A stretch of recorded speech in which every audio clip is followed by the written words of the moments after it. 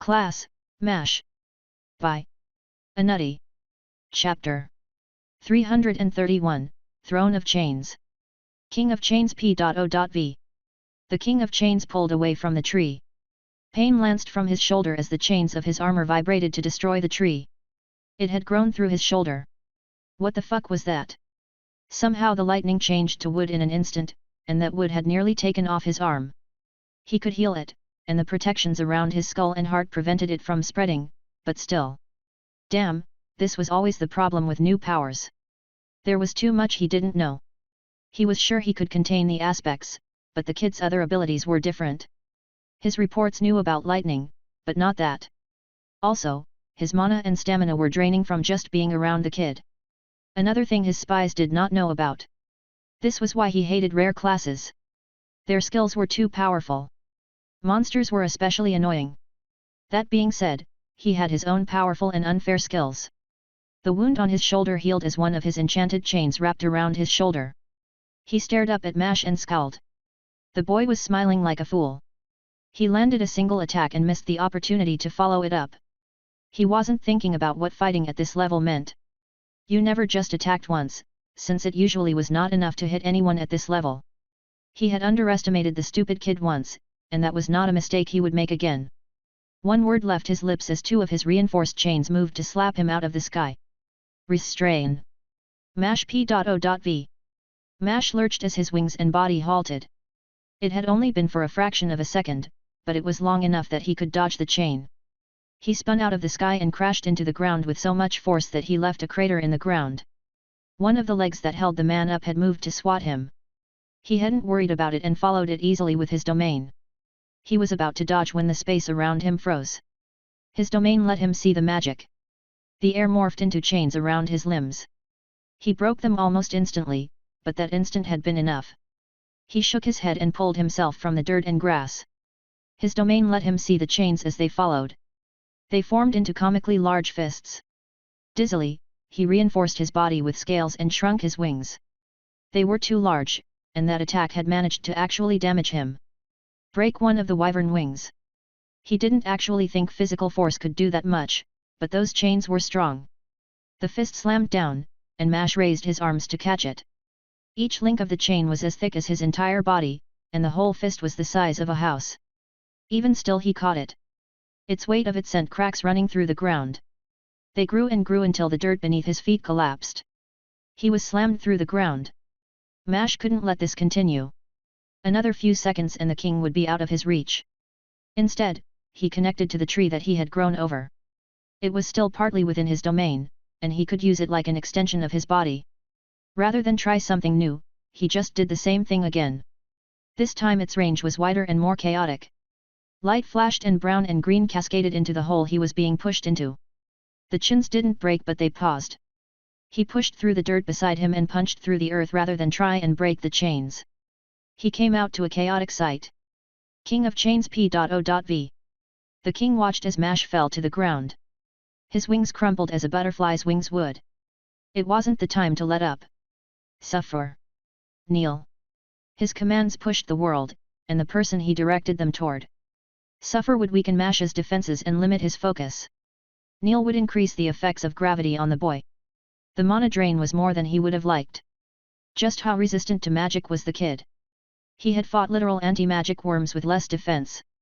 As the words took effect, the fist of enchanted and empowered metal slammed into the kid.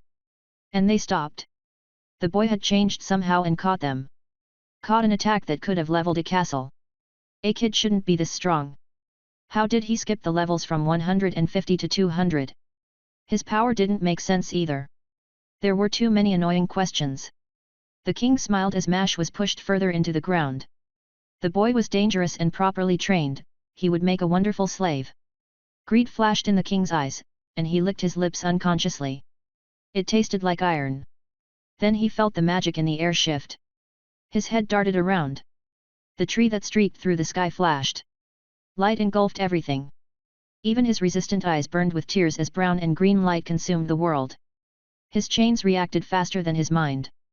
The runes across them activated and preserved his heart and head with perfection.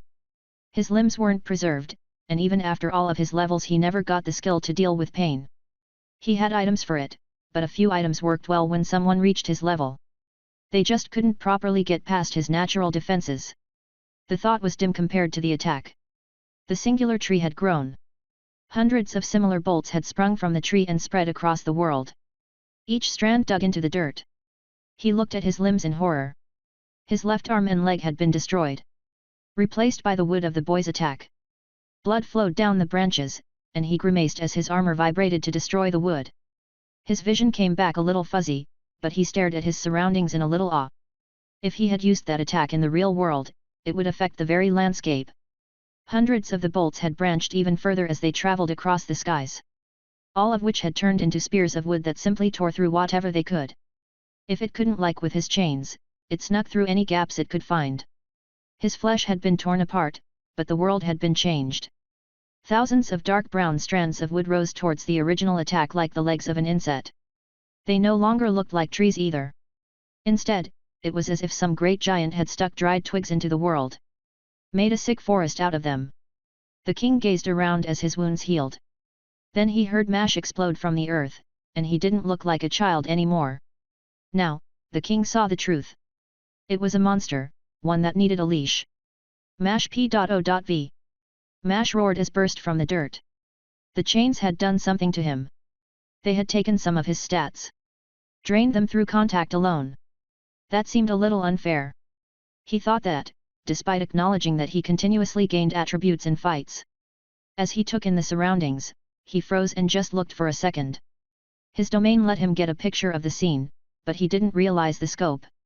His attack had drained a decent amount of energy, but it was still well within what he considered acceptable for a single attack. The devastation was something else. The branches of wood that littered the ground around him weren't particularly thick. Each was probably only as thick as his leg, but they were vicious. The way they had branched left the wood sharp and jagged. Furthermore, they spread across the ground, tore up the grassland and river. Essentially, his attack had destroyed the environment. The wood crawled into the sky and loomed over the ground. Their shadows partially blotted out the sun. This might have been one of the creepiest things he had ever seen, and he couldn't stop imagining what this would have done in the real world. The branches of wood extended far, even leaving his domain in some places. How many things would something like this kill? Hundreds? Thousands? More? Could he even control it? Mash shivered a little but refocused on the fight. It was just another thing he would need to practice. He examined the king and watched as the man regrew within his armor. The king's flesh and muscles filled the empty spaces left by his last attack. The king noticed his glance and spoke. His voice came out roughly as if he needed to fight through the pain. What are you? Did you find a dungeon with some ridiculous time alteration? Perhaps you lived 2 or 3 lifetimes.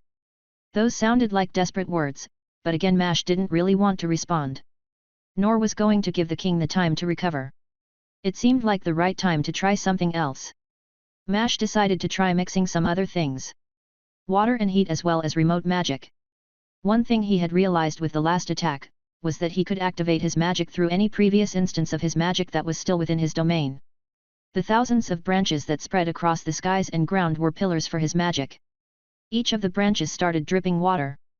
Hot water that was boiling and left steaming trails through the sky as they fell. The king's armor vibrated even more quickly trying to fend off the water, but Mash knew that some of it would leak through. He imagined that a constant burn from boiling water would be enough to stop any more conversations.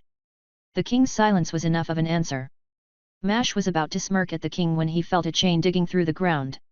He jumped to the side and pushed off some of the branches to rise into the air. A set of chains exploded from the earth in the form of a snake. It destroyed the wood like they were twigs and chased him as he wove through the new forest. Mash dodged until he felt the familiar spell and heard the king's words despite the boiling rain. Restrain. The singular word somehow affected reality. Forced it to work against him somehow, and he didn't like it. He had seen it a few times now and reacted. Wind magic let him push against the sky, and he plummeted downward. He had to use a lot of force to avoid the chains of how fast they were moving. So, he crashed into the dirt, digging into it as he skidded to a halt. The snake crashed overhead and then came down to slam him into the dirt again. He could move now, and he crawled across the ground rapidly. The chains crashed and the vibrations shook the ground like an earthquake. The king spoke again as Mash climbed back into the sky. I sacrifice Thursday and effort to empower the throne. Bind. His words caused reality to bend, and Mash somewhat felt what happened through his domain. Reality, or maybe the dimension they were in, reacted to the king's words. Chains seemed to solidify from the very fabric of reality. Their metal was black, and they wrapped around his limbs and tied him to the space. Not the ground, but the exact space he had been in at the moment. Mash reacted quickly, he pushed against them with all the empowered strength of the dragon form. They didn't budge or bend in the slightest. In fact, they grew tighter and more rapidly. Mash felt the king's confidence throughout his domain. Mash would have shaken his head, but a chain had formed around his forehead and trapped it. If the king was going to use his throne, then it was time for him to try something equally as fun. It was time for something to change. Chapter 332, Change. Mash tugged on the second thread of power which he could feel. He had used the aspect of freedom a few times now but hadn't yet touched his other aspect. The king said that his throne would counter the aspect of freedom, and Mash was somewhat inclined to believe him. Not because he really thought that the aspect would lose its power, but because his own abilities with it were simple. Even now the most complicated thing he had done was summon a tiny piece of it. The king definitely had more experience with his throne. So, Mash decided it was time to try something the king couldn't counter or predict. Mash himself didn't know what would happen, but he pulled on the aspect of change. His energy plummeted all at once rather than a slow drain like the other aspect, and nearly all of his energy vanished. He actually felt winded. The king glanced up, and so did Mash even though he could barely move his head. The aspect was doing something, and Mash confusedly stared at the skies. The clouds moved quickly, zooming past him in white blurs. The wind picked up too, and the air rapidly shifted between hot and cold temperatures. His domain let him pick up a few more things, like the grass that was both growing and decaying simultaneously. His own body changed in an imperceptible way. "You're aging. Rapidly." Priscilla's message flipped a switch in his mind. The grass was growing and dying. The clouds were speeding through the days, and now that he was looking for it, he noticed the wooden pillars grow brittle. How much was it changing? How fast? Years, decades, maybe even centuries. It is hard to with your body, but it must be a lot. Mash grumbled. Well, he wasn't a kid anymore if this counted for his age.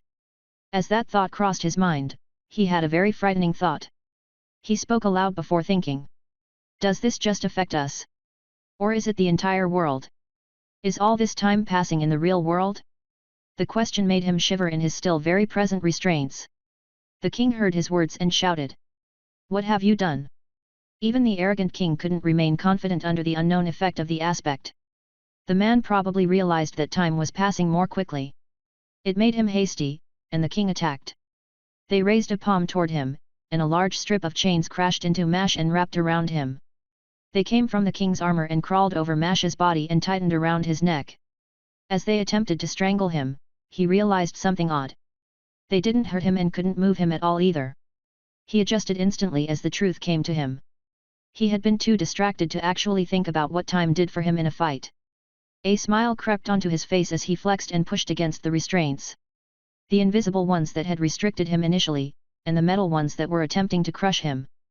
Both shattered into pieces. The metal exploded out with enough force to crash through the fragile wood with ease. Sawdust fell as the trees broke. When the invisible restraints broke, they caused the very space to ripple like with Jill's explosions. The king staggered back from the result. Hunger had made him invincible. His attributes had grown to unbelievable levels. If there was a limit for his body, then he had hit it. In terms of raw stats, he was probably the strongest living being in existence. The king must have realized, and his storage space popped open. The king attempted to reach into it, but Mash didn't let him. His wings beat, and he moved. The movement was too fast. His eyes widened in alarm. He might as well be lightning himself at that moment. He crashed into the king, and the armor that had withstood everything so far broke apart like a pile of dust. Mash barely even felt the impact as he passed through the king, who exploded into a literal cloud of blood which left a trail of vapor as Mash stopped over a dozen feet past where the king had been sitting. His throne surprisingly didn't break. It spun and crashed into the ground like a comet. The enormous chains that had lifted the throne fell slowly as they were separated from the throne itself. For a moment, he thought he saw the very air crack when they collided. Mash turned and stared as blood followed the throne to the ground. He winced and muttered under his breath. Sorry. Mash didn't care about the king, but this was a pathetic way to die. He hadn't even really meant to attack. There wasn't even a body left for him to consume, and that was the real regret here. His head snapped down to the throne as it shifted. What was happening? The throne shifted so that it sat normally on the ground. From it a wire figurine of a man appeared, it sat comfortably on the throne. It was just a single chain that was looped in a way to form a vague image of a man. Was that the king? As he watched the weird figure, he saw flesh start growing on it. Within a few seconds, the king had regrown like a plant. Mash felt his insides twist at the sight. There was something about watching a man grow around a chain that was deeply disgusting. His hair stood on and he twitched. The worst part was that his domain made it so that he couldn't avoid the sight either. When the king finished regrowing, the man bent over and vomited off the side of the seat. His vomit was red with bits of metal in it like grains of rice. The king of chains P.O.V. The king coughed and cleared his throat and sat normally. He had survived though it had cost him one of his more valuable slaves. His gaze drifted up at the monster, no longer would Mash be anything else. The king didn't quake in his boots. He had been in challenging situations before, this was bad, but also an opportunity. He didn't know how it had happened, but he knew what. Mash had gained stats, an impossible amount. An amount so great that the king only saw one possible chance for victory. He muttered the words as quietly as possible, but he doubted it would hide them. I sacrifice everyone to the throne. Equalize. He briefly considered enslave, but didn't believe it would work. This might be possible, and if it worked then it would be worth far more than all of his slaves. Returning to the world with that much power would leave him unrivaled. At the very least he would be the strongest on the continent. Mash should have kept killing him. His hesitation would be his downfall. The king rose to his feet, as chains wrapped around him to form a new set of armor. Mash P.O.V. The king's words startled Mash. He should have let the man speak, but Mash had wasted time thinking. Rather than attack, he had tried to figure out the magic behind the king's revival, thinking he could stop it next time. As his attributes were sliced in half, the sudden increase and drop made him falter for a second. The king struck at that moment, leaping from the ground, and abandoning his throne. He closed the distance half as fast as Mash had before, but still fast enough to break the air. The sound chased the king as he attempted to punch Mash. Even with the sudden changes, Mash managed to react and caught the incoming fist. Their speeds were even, and so was their strength. The resulting explosion sent him flying backward, but he held firmly to the king, dragging him along. Mash turned the movement into a throw and tossed the king toward the ground. Unlike Mash, the king didn't actually fly, and he struck the ground with a world-shattering thud. The impact carved canyons through the dirt and stone. The water from the river trickled into one of the cracks, he could barely make out the sound of it hitting the stone within. How far down had the king gone? The king rose from the dirt with an eerie smile on his face. Mash groaned and spoke quietly. What did you sacrifice for that power? How is that even fair? This is only half of the power you had managed to achieve, and it had cost me, everyone. All of my slaves and servants for just half of your stats. And you have the gall to call my sacrifice unfair. The king vibrated with anger, his words contorting into a shout as he glared through his armor. Mash heard only part of what the king had said. His thoughts froze on the sacrifice. How many lives was that? How many people had just died because of Mash's wasteful curiosity? He swallowed the image and the guilt. Why did he keep making mistakes? It was a sick joke at this point. Mash scowled, and let the dread get replaced by the surging anger. Mash ground his teeth together and held his palms out to the king. He had so much energy at this point, he decided to just use his magic freely. He started mixing his magic, lightning, fire, wind, and just about anything else he could think of. Soul, it might get through the physical defenses. It joined the pool of building power that gathered behind his palms. He had no words for Priscilla or the king, and he just released the power, not caring about the form it would take. He wasn't sure what to expect, but cracks spread from his hands as if reality had broken like glass. It happened in an instant and passed through his own body as much as it did the king. He didn't dodge, and the king's attempt to do so failed. The spread of the attack was too wide, and it spread too fast. The cracks opened, and magic poured out in a violent rush. It clawed its way into the world, eating at anything and everything. Mash's highly resistant and reinforced body failed to do more than slow the magic.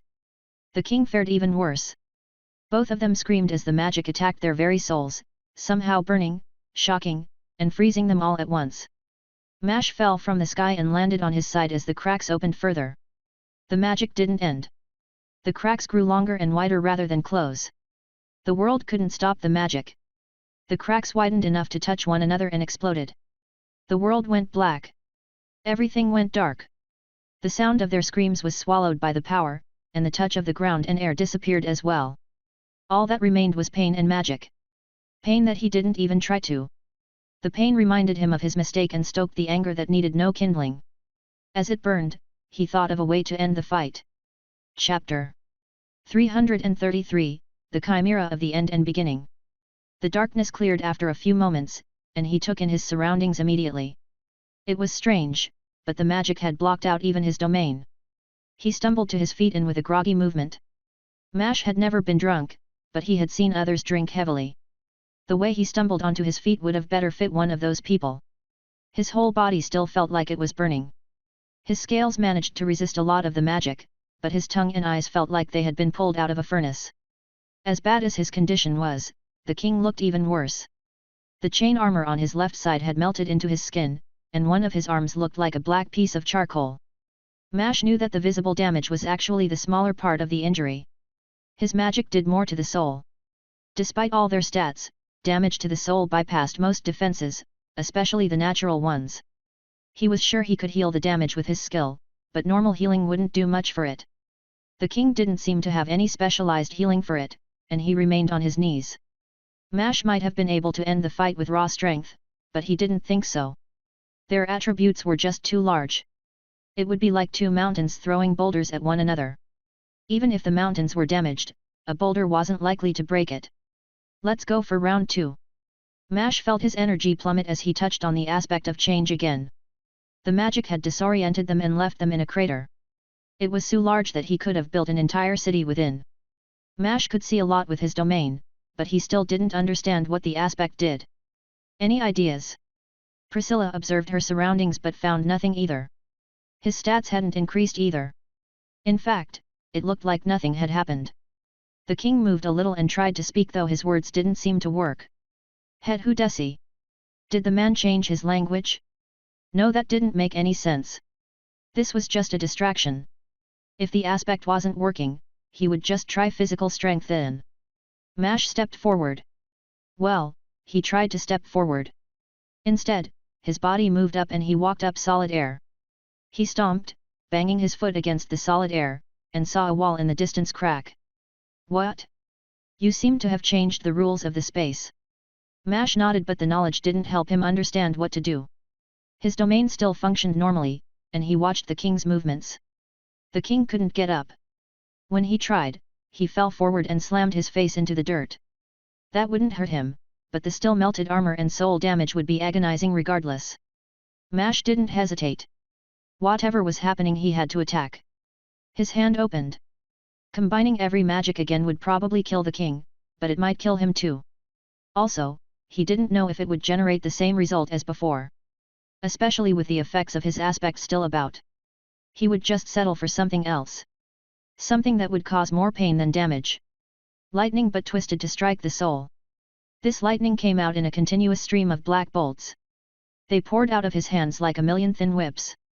They popped with noise and left black trails along the ground.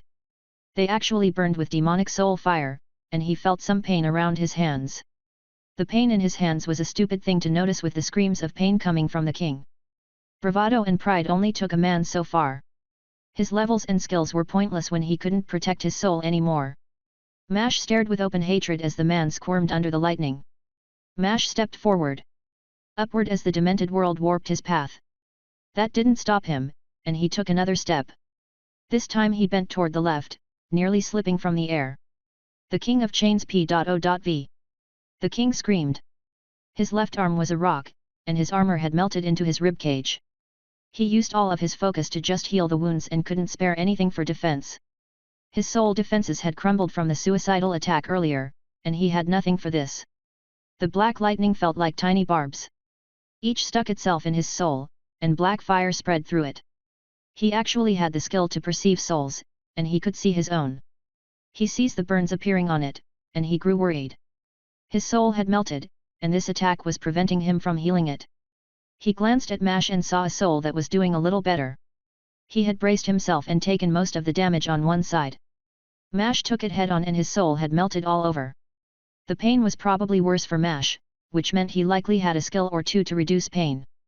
The king felt Mash approaching him, but he couldn't move.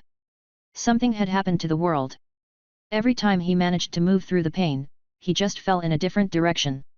The world was twisting around him. Each of his movements sent him in another direction like he was trapped in a kaleidoscope. What could he do? His skills were used. He needed time to heal but wasn't given it. And he had sacrificed all of his backup lives already. Even the throne would be nearly useless without any slaves to sacrifice. It might have been stupid to use them for some attributes, but he couldn't help but imagine what would happen afterward. They had information on Mash's growth ability in combat. But that was the difference. What he gained would be his even after the fight was over. What person could stand up to him with so many attributes? He could even crush the very gods. He stared through tears as Mash took one more step. The monster was now directly in front of him. The black lightning forced screams from his mouth. Pain consumed him as he waited for his death. Mash p.o.v. Mash bent over and lifted the king. He didn't stop the lightning, and let it thrum directly into the king's body. The man squirmed violently. The king managed to force out a word. Please. He couldn't get another word out as pain consumed his voice. Nothing else was needed. His intentions were made obvious by the desperation written on his face. Mash shook his head and spoke softly. I will forgive a lot, leave a lot of bad people alive to add to my many mistakes. That sounds dumb, but I know it. Despite all that, you are not someone I will spare. Mash let his magic drop and activated a different skill. One that he had previously promised not to use on the living. The memory of that promise felt weak compared to everything else. Luke might hate him if he ever found out, but Mash couldn't think of another way to actually kill him. To make sure he didn't have some stupid skill to revive or come back. Chimeric reconstruction was a cruel skill. An evil one. The king's eyes widened ever so slightly as the burning lightning changed to a twisting and tearing. His body morphed with his soul, and his limbs broke and twisted as his body crumpled like a piece of paper. The screams of pain had changed to a cry of agony and fear. Mash shut his own eyes to the sight, but his domain let him see everything clearly. Blood splashed the ground as his head dented inward. It gushed onto Mash's own face and body. The king died in Mash's arms. Not as a proud king with the honor of someone who had achieved something grand. But as a man who had lived unafraid of death for so long, he became little more than a wailing child when confronted with it. He had screamed and begged and died. His head snapped up as he noticed the throne begin to move, and he moved to intercept it. There was no way. The king's soul was gone, absorbed. So, why was the throne moving? He came out of the ground and caught onto the throne as it tried to go somewhere. When he touched it, he felt the life of it. It wasn't a living thing, but it had a will, a purpose. And he felt that. It wanted to go, and find a new host. Or maybe, there was someone prepared for it. An heir? Was this how kings passed down their crowns? It made sense. The throne was tough, and he acted without much thought. It had to be destroyed, and it felt like something with a soul. In a weird way, it was a monster. He opened his mouth and bit down. The metal of the chair didn't break. And it made his teeth hurt. The failure embarrassed him more than anything else and he tried a skill instead. Chimeric reconstruction didn't work on the throne either and he frowned. He felt like he needed to consume it but didn't know how. Grow. Priscilla's words reminded him of the fact that he could do that. His body slowly grew as the throne tried to force its way past him. The world around him was dissolving too. The sunlight and warm space where the fight had taken place were replaced by a snowy environment and a chill wind. Dozens of people were hovering around the sky around him. Several of whom were over level 150. They stared at the scene with confusion and disbelief. Mash ignored them, as his body grew big enough to swallow the throne. He ate it like a snake and felt the throne try to tear itself from his body. It moved and struggled like a live animal, but even that slowly stopped. Once it was done, Mash felt a rush of power like no other. Images, emotions, and power banged against his head. He felt the sudden urge to control. To dominate and force the world to adjust to his desires. That thought conflicted with his very nature, and it caused him to clutch at his head. The two forces within him pushed against one another. He spun in the air as pain spread through his body. It crawled through his nerves and soul like poison. One power an open and free flame. The other wasn't ice, but another flame. This one didn't burn wildly but ran through his body on a set path. The two clashed within him. As the pain stung him, Mash mustered what focus he could and tugged on his aspect. The small tug was enough to change the balance, and the fires of domination succumbed to the flame of freedom. As his mind cleared, he took in the surroundings. His body shrunk and the scales on him receded. All those below his level stared at him. Some of them turned to flee but froze when they realized they were trapped. Mash's stats were decreasing rapidly, but for the moment he was strong. His domain had grown with his stats, he could see far into the continent. In fact, he could even see his own home, which was hundreds of miles away at the moment. People with better senses probably realized that they would never escape his domain. If not for his drastically increased stats, he was sure the flood of information would have disabled his mind. Mash turned toward the city and the people and spoke. He couldn't control his power properly, so his words fell on the people like a stone. And without his notice, it affected more than just the city. Everyone within his domain heard his next words. I killed the king. I'm sorry I couldn't save everyone, but I will free those who are left. He tugged on the aspect, and the power rushed out of him. It filled his domain and crashed through the land like a storm. Everything and everyone within it felt the power. Mash didn't care or think about the consequences. After his fight with the king, he didn't want to leave anyone else to die in bonds. His domain covered the north. He could see every city and slave. Saw them turn toward him as his power touched the world like an enormous thumb. Mash could see his own king turn. He felt the man's throne. It was the throne of sunlight, and it tried to push against his aspect. But Mash was too strong, his stats were just too high. He dumped energy into the aspect. It was more powerful than anyone should handle, and the aspect changed the world. Just like that, Mash had killed thousands. Tens of thousands, as almost every slaver died. For all those that died, more were saved. But slaves weren't the only ones affected. Mash felt as if the domains of gods weakened. They attempted to hold on to the link to their followers, but those threads were snapped like paper. His energy drained rapidly as the aspect suffused the space. Its touch grew denser and denser, and he began to hurt as Priscilla's defenses began to fray. She was being wrenched from his soul with force, and she was dying. Mash tried to stop it, but the power was too great. If he couldn't stop it, he forced it out. He pushed it beyond the reach of his domain and felt something pop. The power of the aspect rippled out of his domain. Beyond what he could see. While he didn't know what it would do, he had an idea. He was just relieved to feel that Priscilla was still alive. He had done something ridiculous. The world was different, and he had been the one to change it. Mash, or rather, the chimera of the end and the beginning, had made his presence known in the most drastic and chaotic way. It suited him. Chapter 334, Interlude, Ripples. The world had been changed. A single person had managed to gain enough power, if only temporarily, to change the world. For a second the entire world felt the touch of freedom. Of true freedom. No system, manipulation, or even conscience had bound anyone. It was only for a moment, but it revealed to the world a truth that few knew and accepted. As much as they defined their class also changed them. Shackled them and painted them in new colors. Some had suspected that their classes manipulated them in subtle ways, but never had they been able to feel it so succinctly. Others went their entire lives without ever delving into the mysteries of the class system. But now the whole world had felt it. The corruption that infected every person. It was not the class system, but a part of it that was twisted. That piece was revealed and removed, if only temporarily. And that destroyed some people. People who had lived their entire lives believing in the system. Trusting their levels and class. The chaos such a moment would cause could not be understood by anyone. That was only part of what had happened. Freedom, a severing of bonds, on a global scale caused problems.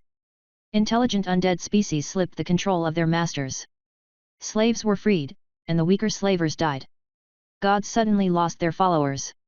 Priests and paladins momentarily lost the majority of their powers. The kings lost their kingdoms, in the blink of an eye, they had lost everything.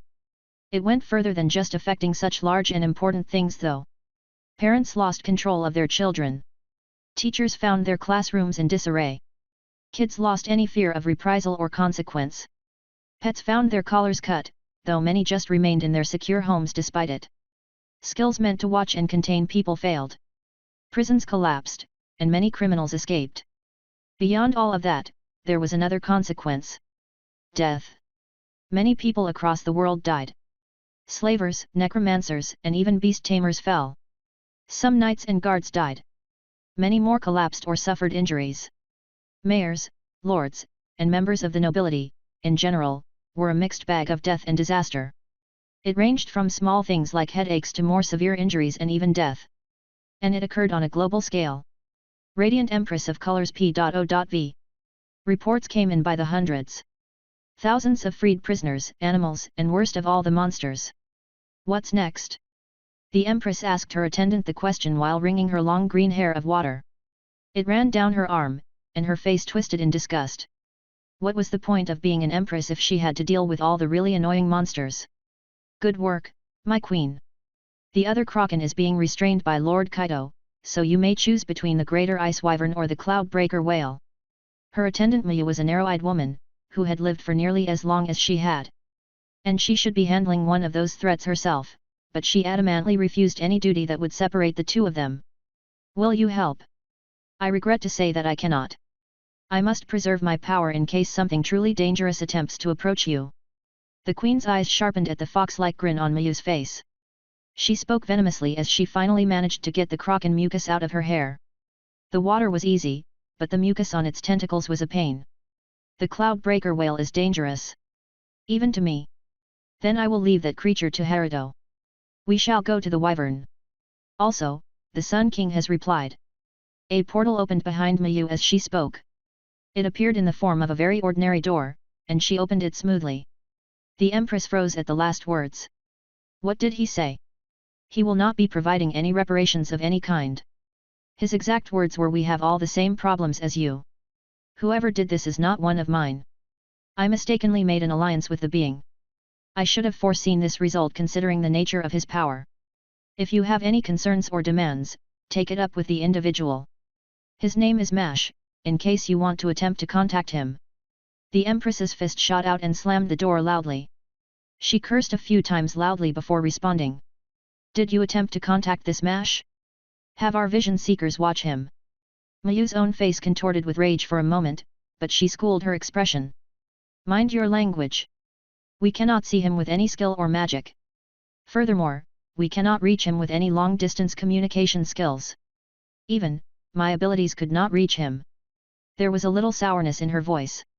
It surprised the Empress to hear that. Miyu was reliable and far stronger than herself. Although, it was a little unfair to compare anyone to her considering all of her unique spatial skills. Although, one of her skills was no longer unique. It seemed like another was walking a similar path as her. The Empress would have to find her before another. Spatial skills were too valuable to be ignored, and she knew for a fact that she was one of the wealthiest rulers. Inform the spies that they must make contact with this Mash person. I would like to speak to him. With those final words, the Empress stepped through the doorway. It was time to deal with this stupid wyvern. Then kill all the prisoners who were foolish enough to run away. At least some were smart enough to stay put. The last sword master P.O.V. Jacob was not having fun. He looked at his friends with annoyance. Something had happened somewhere in the world, and all of a sudden, they hated their classes. They were fine a moment ago, but now. He looked at Rosa. She was an assassin, and she stared at her daggers with genuine grief. He had rarely seen any hints of emotion on her face before, but now she wept openly. She wouldn't respond to anyone either. Jacob's eyes drifted toward Nicholas, who was similarly broken. He was a paladin, and he had lost something. His palms clutched at a metal triangle, the symbol of his god, and he was just staring blankly into space. Jacob, who was unaffected by whatever had happened, had to deal with the monsters on his own. Thankfully, the monsters seemed almost as distraught as his friends. He gripped his sword loosely and stared at the herd of fire treaders. They were like horses but left fires in their wake. The name fit them perfectly. If they were moving and charging, they were nearly invincible as their bodies shifted partially into flame. They had stopped and were staring into the distance though. Thus, they were completely vulnerable. He sucked in a quick breath, and gently swung his sword. It slid through the air gently and cut. Everything within 100 meters of his swing was cut. Heads toppled to the ground along with most of the trees and rocks in the area. His breath was visible as it escaped, and he sighed. Well, at least the mission was done. We're done, let's head back and figure out what happened. I bet the guild will have at least one big new hunt contract for us. He turned and looked over his still despondent group and slid his sword back into its sheath. This is why I told you your class system didn't make any sense. They didn't reply, but they did start moving. He grimaced. His friends were tough, but they were not inhuman. Whatever had happened, had shown them something they didn't want to believe. Their world was suddenly very different. It was a feeling he understood well since he came from another world after all. Fate, the elven prophet P.O.V. What can you see? You are the prophet, this is your only duty. The king of the elves, or Arni to Fate, was shouting at the top of his lungs. Ever since he became the king, Arni had grown so demanding. So, what if she was a prophet? It wasn't like she wanted to foresee disaster. And this wasn't even a disaster. It was just freedom. Pure, untainted freedom. The king's anger only meant that he had done something wrong. You said to inform you of any problems. This is not a problem. We are a free people. More freedom does nothing. She felt like being especially sassy today and was tired of important people coming to complain to her. In her mind, people were just getting what they deserved. Tell that to all the parents who can't find their children. He snapped back, roaring in anger. Well, they should have been relying on tracking spells anyways. And most of the children should know better by their 30s. She spoke and the king stared at her incredulously. Then she relented a little and handed him the sheet of paper. It had the location of all the children on it. They were only 30, and she didn't like to imagine them crying and alone. Arni snatched the paper and passed it to his servant all while glaring. Tell me the next time anything like this happens, or else. No, I'm leaving. I'm tired of being an alarm bell for everyone. She spoke confidently. Threats were empty when facing someone who could see the future and had a teleportation skill. The king's eyes widened ever so slightly as she vanished. Just like that, she was free. She didn't completely abandon her position. Each of the rulers would find a letter in their homes that indicated all the important people or things to watch. They could handle the rest. It wasn't her responsibility to babysit them for their entire lives. Plus, she was curious about this MASH person. She had been able to see his past, but his future was invisible. In all her life, she had never known someone like that. P.O.V. Now what is this? A voice echoed across the sky and turned everyone's gaze downward. Careliel's words did shift her attention too, though it was reluctant. She cared little for the affairs of the week. Even still, she looked at the figure in question and stared. Was that a new greater race? A truly rare phenomenon indeed. Now, the question was how great they were. Would they dare intrude on her territory? She smiled a little at the thought of fledgling daring to bare its fangs against her kind. It would be humorous. Then she felt one of her children move, and several other youths joined her. She sharpened her attention on them and spoke coldly. And where are you going? Her daughter paused and gazed up suspiciously. Aren't you curious, mother? What if it can join us? Aid us? Its power is certainly grand enough. Her daughter spoke wistfully. It was not a tone she wanted to hear. Was her daughter thinking that this thing could serve as a mate?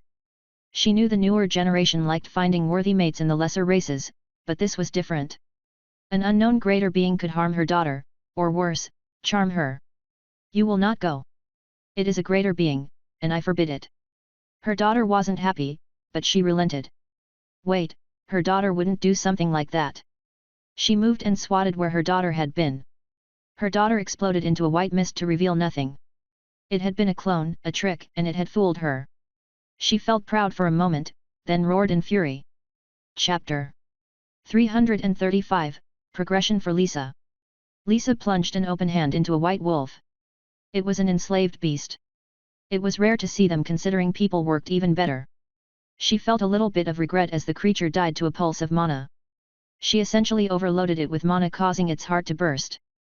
It just collapsed into the snow and did not move again. When she killed things, it didn't damage the body very much. Although, she had been especially viscous when she got lucky and found a slaver. The rush of power that came with the monster's death meant it was time to advance. She nearly did it right where she stood but thought better of it. Instead, she turned and fled from her position. Priscilla, please tell the others I need time to advance. Someone needs to take over here. Already done. Priscilla responded instantly, and Lisa smiled at the snake wrapped around her neck. Some people might feel uncomfortable letting a monster rest against a vital location, but she trusted Priscilla. Or rather, she was fairly certain Priscilla was stronger than her and could kill her regardless of where she was. This way Priscilla could better protect her. She had blocked more than a few things aimed at her neck and head already. And she was technically wearing the blood of a monster all over her body too. The clothes Mash had provided were far better than any armor she could purchase or make. It was kind of scary, and very unfair. People at her level had to target her visible skin to do real damage. Blades especially were useless. It wasn't perfect though, the clothes blocked her skills from going out too. It didn't affect her too much since most of her magic came from her palms or mouth. The clothes also kept her warm and it couldn't tear or anything. It only ever took damage when she did. With all those things in mind, Lisa had gone with an extremely practical design.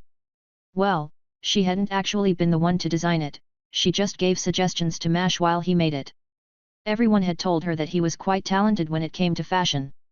She had trouble believing it until he showed her some designs. And it was true, he was quite good at it. Her final outfit comprised 3 parts. A skin-tight dark blue bodysuit that left her arms completely bare. Her legs were covered all the way to the ankles though.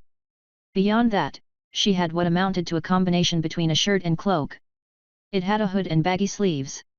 As it ran down her body, the ends came together forming a point rather than the normal rectangular base. It ended at her waist and tied into a belt buckle. Her pants were burly like winter wear and were shaded in a bright blue. Her shirt thing, on the other hand, was a multicolored mess of colors, that worked especially well with her tattoo. All in all, the outfit was unique and rather stunning. It wasn't showy, but cute and practical. She could imagine a similar thing on young children and couldn't help but wonder if Mash had the idea because of her height. She hoped not. Congrats on the level up. The shout came from just beside her. She turned and swung at the figure, only for her arm to be caught. Jill grinned at her, and she frowned. Sorry. I was just startled. I will teleport you somewhere safe. Jill was excited, and her voice practically vibrated. Advancement was always exciting, and this one was special. They all vaguely believed that they would get the same drastic improvement as Mash. Lisa was doubtful, especially considering that she had no difficulties hitting level 150. The world shifted, and she found herself in a very familiar tent. She didn't delay, nodding to Jill in thanks before shifting her attention inward. Darkness consumed her vision. She stared at 3 distinct pillars of light. Each one was known, different from the gloomy colors of her last one. She had been a slave for her last advancement, and the pillars of light had been dimmed shades of black and grey. Each one had felt wretched, and she almost instinctively reached toward the multicolor pillars before her. One was bright blue like her hair. Another shimmered in colors like a rainbow made manifest. The final pillar was strange. It lacked color but it radiated light. It was pure light.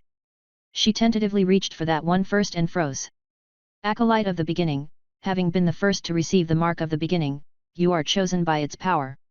The beginning is the power of a new life. While the chimera may not have influence over you, you share in its goal. It is a guide for your own power and belief. Follow in its footsteps and gain power through it. As an acolyte, your mana is touched by the power of the mark. Magic is to change the world, and your body changes to adapt to it. She pulled away. There wasn't a specific thing about the class that bothered her, but she knew it wasn't the right one for her. She would be forever grateful to Mash, but she didn't want to become him. His power was as much a burden as anything else. She shifted to the next pillar. It radiated with a blue light, and she was rather interested in it. Pure mana Batlemage, a mage of raw mana, your body is unable to accept anything else. Your body changes to produce mana that is untouched by anything, even yourself. Yours is the mana of the world. Unbound and untainted by any other power. As a battle mage, you find your power in the middle of combat rather than the edges. The mana of others calls to you, revealing their intentions and attacks. Dance among the spells of war and strike your foes down with their own spells. This was a much nicer sounding class. Not because it screamed power or anything, but because it felt more in line with what she wanted. She wondered what part made her immortal. That thought stuck in her mind as looked at the final pillar. Its rainbow light seemed to flash a bit brighter. Unbound Mana Elemancer, your mana is touched by the elements around you. Dance among nature and bend the elements around your magic. Your body is changed to bear the elements with nothing but your flesh. As an Elemancer, your mana is touched by the flow of nature and follows your movements. Weave among spells and battle, bringing about storms of destruction. That sounded useful, but it sounded too focused on something new. The elements would probably provide her with a lot of versatility, but she would have to spend some time learning the new magic. There was a good reason that the highest leveled people tended to develop their powers narrowly. Even Mash was arguably narrow with his skill set. His magic came from a byproduct of his skill, but most of his skills were about consumption and growth. She didn't want to broaden her class either and decided to choose the previous class. She was about to touch it when the space changed. Her very soul rippled with something indescribable. A moment of pure, undaunted liberty. More than when her shackle had come off. The power made her tremble for a moment. It was unbelievable. She relished in it for a moment and then felt something else change within the space. The pillars of light dissolved and mixed together. In a moment of panic and fear, she grabbed at one and felt something new. She touched a strand of the pillar and pulled it apart. Somehow, she could tell what the piece meant. It was the mana part of the Batlemage class. She had somehow taken it from the rest of the pillar as it joined the flow of light that seemed to be made of all of the classes. Curiously, she reached for a different strand, and it came out with her thoughts. Her instincts screamed something to her, and she combined the two. The two strands wove together to form a thicker band. It felt oddly right, and she grabbed more pillars. They joined together smoothly. They snapped into place as if this was how it was always supposed to be. It turned from 2 pillars to 20 in an instant. Some of the strands weren't parts of the original 3 classes. Some seemed to be created as she looked for them. She had an idea of what she wanted and the strand of light formed when she reached was bright yellow. She didn't really know how time flowed in this space, but it felt like she had been there for hours when she finished. It was a draining process and she felt hungry and bone-weary by the end of it. She couldn't help but smile despite it. The pillar of light before her was bright and shone like a miniature sun. Yellow light surrounded a blue core. The whole pillar was framed by silver too, and it was one of the most impressive things she had ever seen. This time when she reached for it, it didn't provide her with a crude description like usual. Instead, it just flowed into her. A thrust of power that spread from the heart with her blood. Each beat of her heart became more strained and noticeable. It felt like something was banging against the inside of her head. It was a slow spread, but it eventually encompassed her entirely. Then the world went black again as the light from the pillars vanished. Her eyes snapped open, to see the unimpressive tent she had been using. It was plain, and she paid her surroundings little mind as she delved into her class. She had to know what she had done, and Priscilla's furious messages fell on deaf ears as her focus was absorbed by the information. Name, Lisa. Class, Original Monoform Gypsy. Level, 146-150. Mana, 12,040/12,040. Fortitude, 350. Endurance, 240. Strength, 140-180. Agility, 310-318. Intelligence, 549-1204.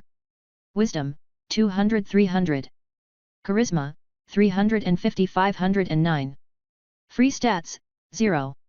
Skills, Sheris Mana, Mana Armor. Mana is everything. Haste, Master's Message, Leads Supporter, Mana Signature, Gypsy Magic, Temporary Mana Battery. Mana Form Battery, Dancer's Pole, Partner of Mana, Mask of the Slave. Face of Mana, Bound Dancer's Chain. Mana Form Dancer's Gift, Body of the Mana Form Gypsy, the Chimera of the Beginnings. First marked. Sheris Mana, your charm is magical, influencing the very mana itself. Changes to your charisma also affect your intelligence. Mana Armor. Mana is everything, unique. Your body is made of mana, damage from all sources must get through your mana first. Your mana is your first line of defense. Does not work with standard armor. Damage reduction, 100%. Haste, use your mana to drastically improve your dexterity. Burns mana at a constant rate for improvement. Rate, plus 50% dexterity, 10 mana/second. Master's message, send short mental messages to anyone you have met. No limits when sending or receiving messages from anyone you have met.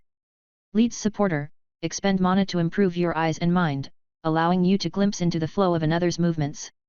Understand the shifts in their muscles and gaze. Follow in their footsteps without missing a beat. Mana signature, imprint your mana upon other objects or spells. Treat the object as if it was one created by your own magic. Gypsy magic, unique, gain the ability and understanding required to perform ritualistic magic. Temporary mana form battery, unique, your incredible understanding of mana and skills opens an avenue for its containment. Store magical spell or effect. Convert the mana to use for your own purposes. The contained mana will add to your pool. Can exceed the maximum. Dancer's pull, tug on the emotions of those around you.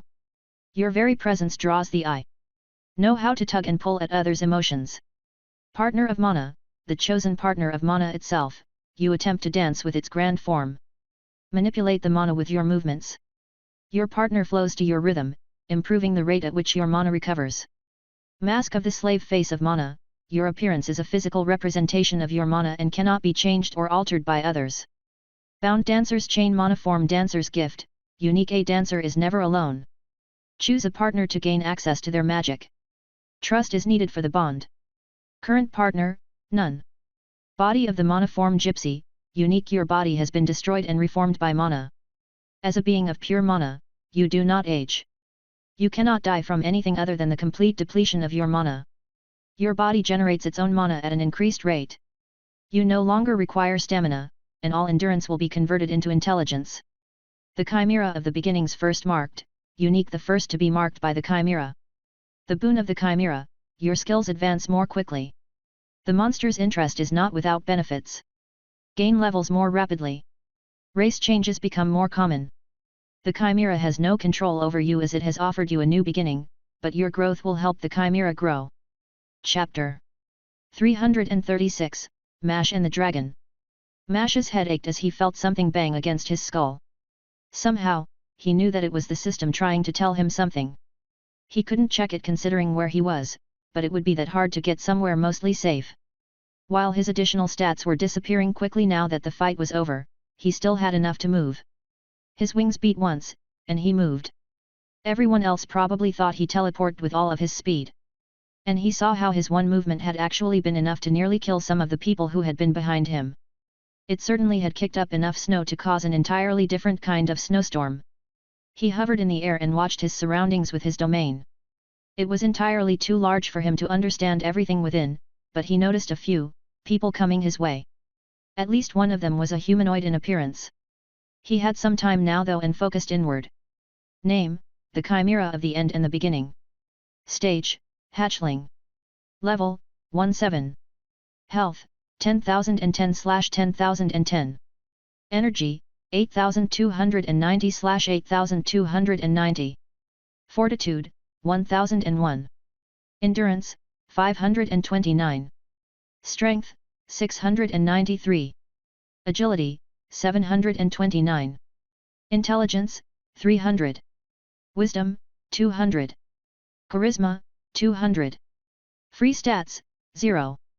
Skills, Hunger, Magic Layering, Begin Anew, Chimera, Magical Beginning, Chimeric Reconstruction, Path of Change, Domain of the End, Reconstructed Adaptable Monster Core, Body of the Beginning, Chimera's Constitution, Mimic's Avarice, Harbinger of Nothing, Devoured Soul Body, Mark of the End, Mark of the Beginning, The Aspect of Change, The Aspect of Freedom, Brand of Change and Freedom. Aspect Lord of Change Boon. Manifestation of Change, one-time use, forcibly change a skill or an item. Mash had no idea what to do with anything. He had finally gained some levels but didn't get any free stats. Although, he did manage to get something. That thing was as mysterious as everything else, and he had no idea what to use it on. His skills were too important, and the thought of changing any of them was terrifying. As far as his items went, he hoped that the skill worked on his tattoos. If it did, what item would he even pick? He still didn't know what the new staff did, and he had a few somewhat useless items now. The healing necklace that had saved him long ago didn't do anything for him anymore. His earrings weren't particularly useful either. After devouring his soul, the item didn't show him anything when he used it. Apparently, it still helped his mental focus and control a little, according to Priscilla. He had outgrown those items at this point. Either could be a good option, but it could easily be a waste.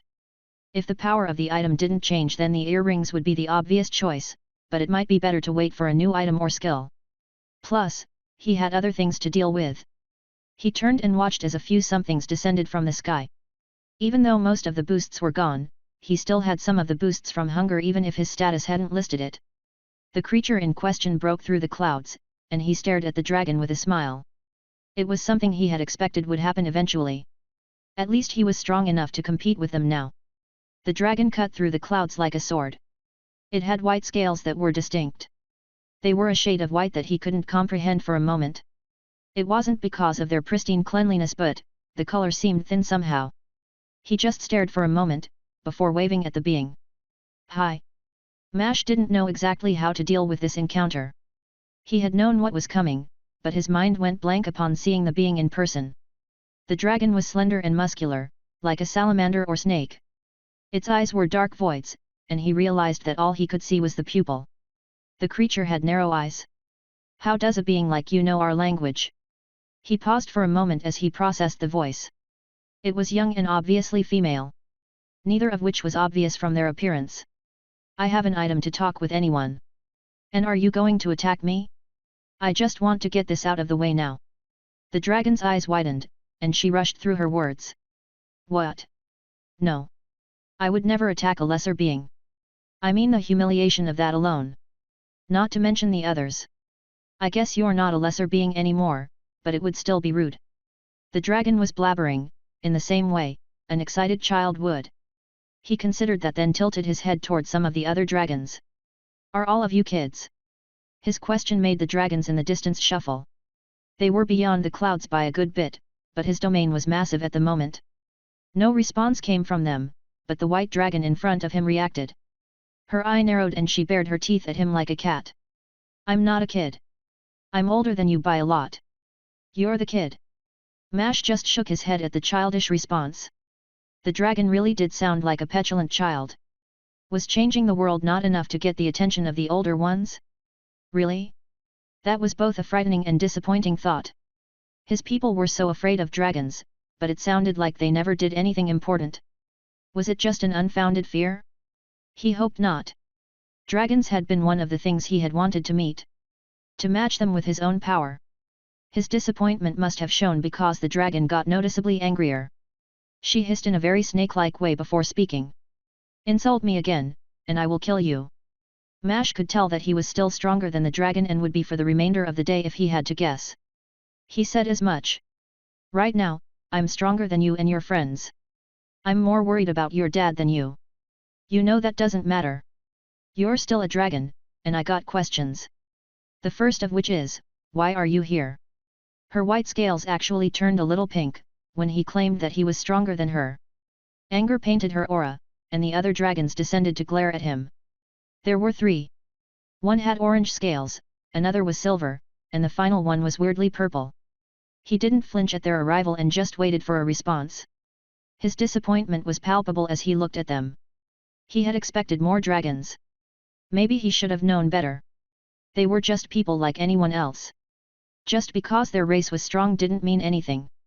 He sighed as the white dragon spoke. You are so arrogant. Are all things like you the same? She was furious but didn't seem hostile. Angry, yes, but not to the extent that she would actually attack him. Things like me. I'm just a who? No, I guess I'm not, huh?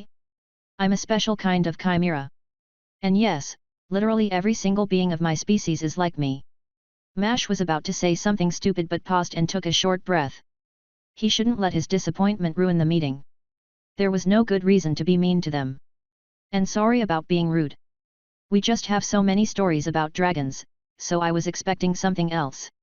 It's my fault. He stopped and realized that what he said could be construed as rude too. In fact, it might even be more insulting than his previous idea. It is fine. I will forgive you since I am the older one here. She said it as a matter of fact. Did she not realize that saying something like that made her sound even more like a child? Clearly, she didn't, and he decided not to say anything either. Just move on. He told himself that, as he repeated his earlier question. Well, if you're not here to fight, why are you here? The dragons all paused, and the white drake at the front seemed to sway in embarrassment. Was swaying the dragon equivalent of shuffling their feet? Eventually, she replied. We were wondering what you were, and see if you could mate with our kind. Mash looked at the blushing drake and shook his head fervently. Nope, don't think so. He said it in a rush. The words were a lie. He could turn into a dragon easily enough, not to mention they could probably change shape too. The stories claimed they could at least. Either way, he wasn't interested in the dragons, not least because he felt a lot older than them. In reality, they were almost certainly older than him, but that didn't equate to maturity. You are likely older than you think. You aged rapidly under the aspect. Priscilla's reminder startled him a little. Was there a way to check the age of his body? It could be interesting to find out how many birthdays he should be celebrating. Did he mature with it? No. How would you know? He retorted to Priscilla's comment slyly. The dragon cleared her throat and spoke again. That doesn't matter though, since you can talk. How did you become a greater being? And what did you do to get so strong so fast? I can kind of feel your power. Why are you getting weaker anyways? The very chatty dragon seemed more interested in asking questions than getting answers. He interrupted her, not willing to listen to her tirade. It's a long story. A really long story. Every question you ask will probably have that answer. And what do you have that is giving you all that power? The dragon paused and looked at him quizzically, but Mash didn't budge. He couldn't sense a throne, or aspect, or anything on the dragon. She should have something, seeing as her magic definitely rivaled his own. She shook her head. I cannot say, or should I say that it's a long story. Mash winced at her acerbic tone but guessed it was fair. They were both probably being honest too. I would tell you, but there are other people coming, and I can't just sit here. Some of those coming will try to kill me. Do you promise? The dragon replied quickly, but he didn't understand what she meant. Promise. Promise that you would tell me the truth. She sounded hopeful, and he hesitated. It wasn't really a big secret or anything. There were several people that knew the truth at this point. He nodded slowly as he spoke. Sure. But I got stuff to do now. Perfect, I will come with you. Her reply came quickly, and he realized he should have said something else. Should have just said he would never tell her. At least a dragon's presence would probably scare off most enemies. It was a small benefit. Chapter 337, Grouping. Mash flew across the skies, abusing the bonus stats from hunger as they finally petered out. He didn't go along his route or go to dismantle any more slave armies. It was done already. Every slave in the entire world is probably free now. Most of the slavers were dead too. The northern kingdom was crippled. Most of the lords and kings in the north weren't slavers, but that didn't mean they didn't abuse them. Armies all over the continent broke, cities collapsed, and revolution occurred all over the planet. Mash could only see the north, but he knew that his power had reached beyond this continent. Just what was happening in the rest of the world? Where are we going? His thoughts were broken by a very annoying dragon. The white dragon, who he had discovered was called Ithas, was friendly and open. At first, it was fine, but it had already been over an hour, and she hadn't been able to go 30 seconds in silence. She could only be described as annoyingly social. He didn't want to be rude and leave her unanswered either. When she asked questions or talked, she did it with genuine interest. That fact made it extremely difficult to lie or deny her any answer. She might be a spoiled child, but she was an honest one. He sighed a little. We are avoiding all the people following me and trying to get to my friends safely. Then we can go to my world and talk freely. Mash said the words casually. So far, their conversation hadn't been important. They hadn't talked about his powers or life. She hadn't shared anything of her power. No, they talked about more mundane things. Things like humans and what they thought of dragons. The reverse situation too. He had asked her what dragons ate and learned that they survived by consuming magic. Apparently, it was kind of like a magical plant. His reply caused her to pause. She froze for a second before zooming in to catch up again. Her excitement was palpable as she spoke. Wait, what do you mean by your world? How could you own a world? He shrugged his shoulders lightly before responding. Again, it's a long story. Actually, it's not. I got it from a skill, and can you change into a humanoid or animal? She glanced at his very large and obviously draconic wings but nodded. Then she spoke a word slowly. The language was not one he recognized, but his item translated it all the same. Partial polymorph. Her body shone with a blue light. It changed in an instant, and she went from a white-scaled dragon. She turned into a partially human girl. Partially because she still had a pair of wings and a tail, but they were much smaller now. Those things alone wouldn't cause any issues, but there were other aspects of her appearance that were more problematic. She was beautiful with skin that was impossibly white. It wasn't a shade skin could have. On top of that, her hair and eyes were pure black. Her pupils were shaped like slits. Not a single other color marred her at all. She even had clothes in the form of scale armor. The armor was comprised of tiny white scales that perfectly fit to her body and ran up to her chin. That armor was the problem. It radiated magic like a lantern, and it was clearly valuable. Beyond that, it was something that stood out. He honestly had to consider if this form would cause more problems. Can you change that appearance more? I think you are still going to stand out. Ithas shook her head to the side. No, I simply choose a species. I haven't learned the spells needed to change my body like that without risk. This spell lets me keep most of my abilities even when I change species. Mash nodded but considered her words. So, what she had said was a spell. He knew of some people with skills that let them do the same. Can I do that? Why? Priscilla's reply came with an image of him. He got the idea. His body was his to change at will. A spell like that wouldn't do anything, but his question was meant to be more general. She responded to that thought too. Your magic is far freer and more useful than any spell. That's probably true. There was little he couldn't do with his magic. In fact, the way he could mix magic likely surpassed any spell. He talked with Ithas for the rest of their journey. This time they talked a little bit about his world. It was something he didn't mind mentioning. Plenty of people knew about it. She had asked him a lot of questions about his world, and this one.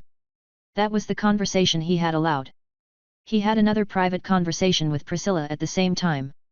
Priscilla told him about the rest of the world, and the consequences of his fight. More than just the north was devastated by the attack.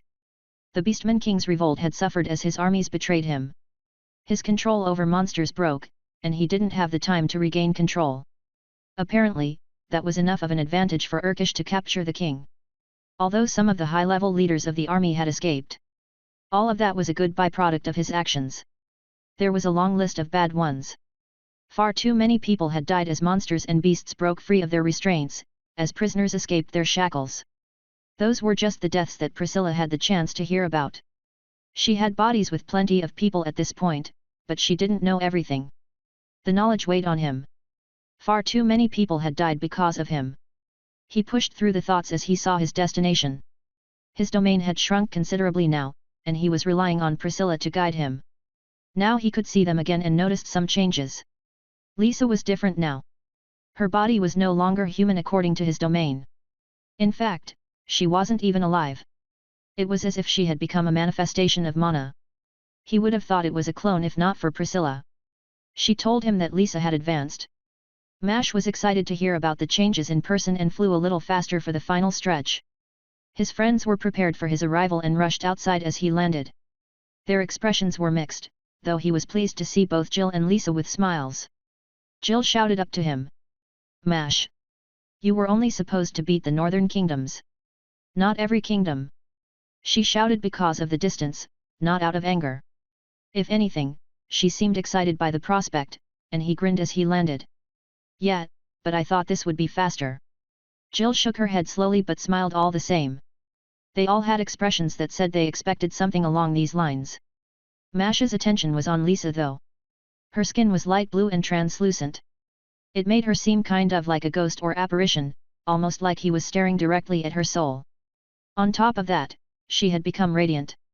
She had always been beautiful, but now it was a surreal kind of appearance.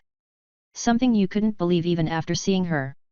Without his domain, he would have been certain that he was looking at an elemental. Lisa noticed his stares and glanced away a little. Welcome back. She mumbled the words, and Mash smiled a bit wider. The words weren't complex, but they reminded him that he had a place to belong. Whatever he did, he was sure that his friends would be there for him. His family too, well at least his siblings would. Hello, friends of Mash. I am Ithas. Mash had promised to show me his world. The way she said that had to be intentional, but then he saw her face and noticed the honest expression on her face. Why was a dragon like this searching for a mate from another species? Also, where was her mother? I'm going to take that statement at face value, but that still leaves plenty of questions. Let's start with your identity. Red spoke with a single eyebrow raised. Mash cleared his throat, not trusting the dragon to say anything else. She's a dragon. Now let's have the rest of this discussion later. An archway rose behind his friends, and he waved his hands at it. His friends did not move, and he had to push them through the portal. They had frozen at his words. Talking about anything important out in the open wasn't as big of a deal with his domain. He could tell if people were listening. No, the reason he wanted to go to his world was because of what he knew was coming. The dragon found him without much difficulty, but the others were scouring the area for him. They had found his trail and would find him soon enough. Well, they would have found him if he didn't escape to an entirely different world. He stepped through the portal with Ithas and was greeted with a set of blank stares. Disbelieving stares of incredulity were aimed at Ithas. She smiled at them and waved casually. They did not wave back and remained silent. Mash cleared his throat again as he let the portal close behind him. Yeah, she's really a dragon. Those scales are very real. He gestured at the pristine white scales that made up her armor. Ithas nodded her head as he spoke and told them of their meeting. She was quiet for all of a minute while he explained. As soon as she felt he had said enough, she cut in excitedly. So, I'm here. He promised to tell me how his power worked and how he got it. Jill held up a hand to stop her. Wait, let me get this straight. You, a dragon, came here because Mash promised to tell you about his secrets. Why? I mean, why do you care about him or any of this? Jill said the word slowly, sounding more unsure by the end of it. Ithas smiled, revealing a row of sharpened fangs. Yes. It is interesting, and I was bored. A new greater being or race is rare. Also, as a dragon, I should be aware of other immortal species. And dragons can breed with any other race and do so regularly. There are many humans with dragon blood. I didn't come alone either. I'm alone now, but a few had come with me. They didn't care as much about Mash once they saw him. Plus, he insulted us at first, so I wasn't surprised to hear that they didn't want to stick around. Also, I can just tell them when I get back. Ithas liked to talk, and that became evident to everyone within a few moments. Mash cut in happily, he had questions to ask. Most importantly, he wanted to know what the general or king had told them. Okay, I think they understand. Now, I want to know what the kingdom told you so far. Chapter 338, Kings and Gods. There was something about this world that made Mash feel freer. He basked in it, and so did the others. Everyone, even Ithas, seemed to enjoy it. It's kind of like when we fly through the stars. She spoke while taking in the world, looking around with a little astonishment. She probably hadn't believed him until that very moment. He could sense it now though. The fact that this was his world, even if he didn't have any control over it. He had to ask though. You mean when you aren't in any world? Yeah, there is nothing here. I mean there is magic, that will likely manifest in weird ways, but it is just that. No greater purpose to it. Mash got the picture as she prattled on. His world didn't have a system. No classes or skills, or if there were, it wasn't limited in the same way as the class system. No signs of manipulation or coercion at all. Even without any of that, it had mana and a lot of it. His friends seemed to feel that too. Luke spoke and confirmed his thoughts. She is right. Mash, when you did whatever you did, it freed us from the class system's influence. It lasted only a moment, but I felt it. Mash smiled at the words, pleased to know that the whole world would have felt that. Luke wasn't done though. It was terrifying. My class makes me feel like I won't do something evil like a necromancer. It proves that I won't become that. It was like I had all the power and no direction. All the skills, but no defining path behind it. My class is what separates me from evil, not my abilities. Luke's voice wasn't steady. It shook with his troubles. It was the first thing he had said, and Mash realized just how shaken Luke had been. He didn't smile and decided to ask about the rest, about how the rest of the world reacted to his actions. Ithas left after a few minutes of the conversation. She wanted to explore the world, and there wasn't a good reason for her to remain here. Plus, the conversation would be boring for her. Mash learned some of what happened from his friends and Priscilla. Between the two, he got a pretty good idea of how he was being treated. Every kingdom decided to treat him like an intelligent monster of an equivalent caliber. Essentially, he would be treated like an adult Kraken or Wyvern Queen. At first, he was offended since both of them were brutal and ruthless. However, his recent actions might make him a more significant threat. Neither creature could do something on a global scale. At least not without a lot of warning. On the other hand, he had done it in a way that none could prepare for. He wasn't sure if he could recreate that power, but it was something he could do. There was proof of it now and everyone knew, and they were all pointing their fingers at him. The king, his king, wouldn't protect him either. Well, Mash guessed that he was no longer a part of that kingdom either. It was his home, but he didn't feel like he owed it any loyalty. No, this world was more his home than the world he was born in. In truth, it was his responsibility as well, and he thought he was doing a pretty good job. It had been a while since he had been here, and Priscilla had appraised him of the situation. Not much had changed in this world, and she had been preventing any conflict between the people. More than one city had been built too, and a few new species had popped up. Priscilla did want him to make more bodies for her to work with. He did as she asked and made a body. It grew from his palm, and she curled on it. The body was slightly different than the bodies that were present on his friends. The scales weren't dark anymore, rather her body was multicolored like a rainbow. Upon closer inspection, he saw that her scales were actually changing colors now. What's up with the new look? I believe that it has to do with new combinatory nature of your magic. These bodies are magical constructions given life now. My body is fully magical, like the Lisa girl. A portion of myself goes into each body you make. He nodded, remembering that he could make true life now. He could just create full-grown adults without much effort. Not that he would. The very implication bothered him. Are there any limits? Not, as far as I can tell. That response gave him a lot of new options. Should he just make an army of bodies for her? Each body was probably as strong as someone over level 100, and he could easily make an army. Mash considered that for a moment. I can take over the world, can't I? Mash smiled as he said the words aloud. He interrupted Jill, who was busy talking about the war. She had been complaining about Lisa's leveling speed. He didn't think she had the right to complain since she refused the mark herself. All three of them had refused it. They were happy with the directions that their classes were going and didn't want to risk changing them. They turned to him, and he smiled. Then he held his arm out and let the bodies of Priscilla pour out of his arms. They plopped onto the ground and scuttled away. Into the surrounding forest. The others stared as the numbers increased rapidly. He used nearly all of his energy and had made around 60 bodies for her. You can just make those now? Red asked the obvious question, and he smirked. Yup, at least if I have enough energy. I can make living creatures now, remember. That's pretty illegal. Though I guess you don't need to follow any law. It's still unethical though. Luke commented as he stared reproachfully at the bodies. Mash shrugged and replied simply. That's why I haven't made anything that was actually alive. These are just like any of her bodies. How strong are they? Red asked, staring at one of the bodies and comparing it to the one wrapped around her wrist. She had clearly noticed the differences. Mash grinned at her. Strong, probably around level 100 or 150 since she can use my magic. And she can do more with it than me. That was a truth he had long accepted.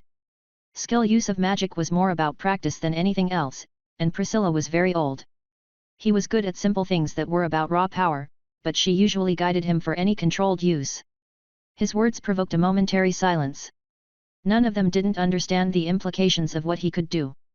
If he spent a day or two making bodies, he could easily have an army stronger than any other.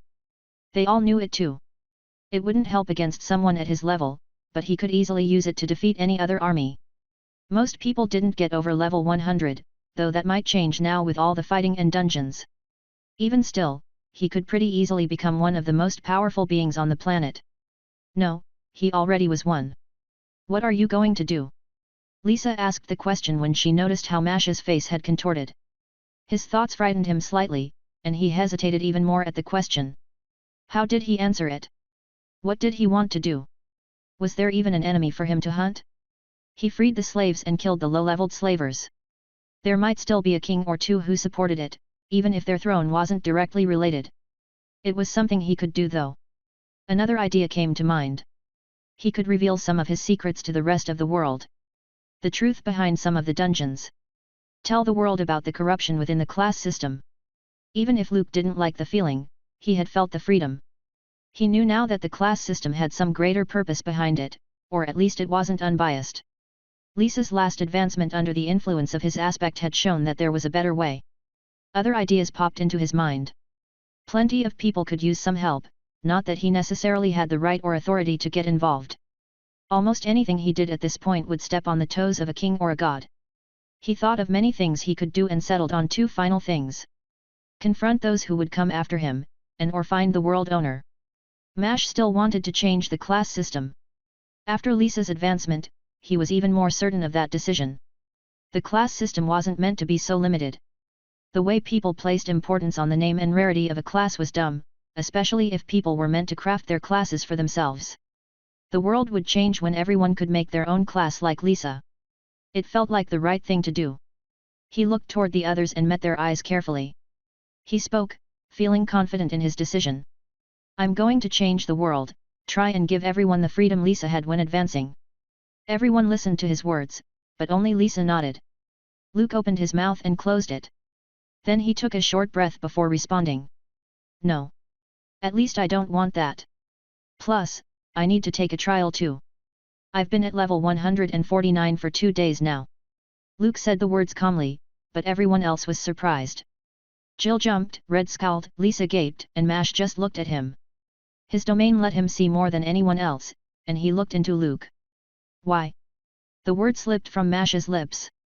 He sucked in a breath as he realized how that question came across.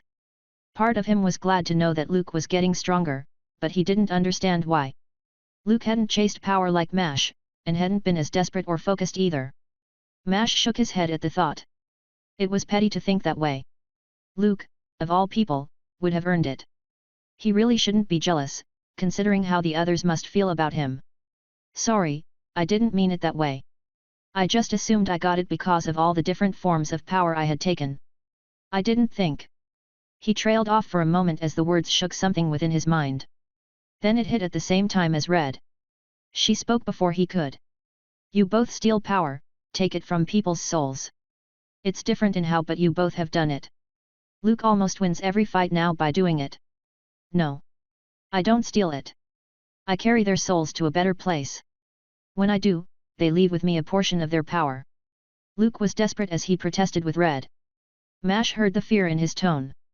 Luke was the most concerned about the nature of his skills and adamantly shot down any comparison between him and Mash. Mash shrugged. He knew what his powers did, and he had consumed the King of Chains' soul, and he did it while the man was still alive too.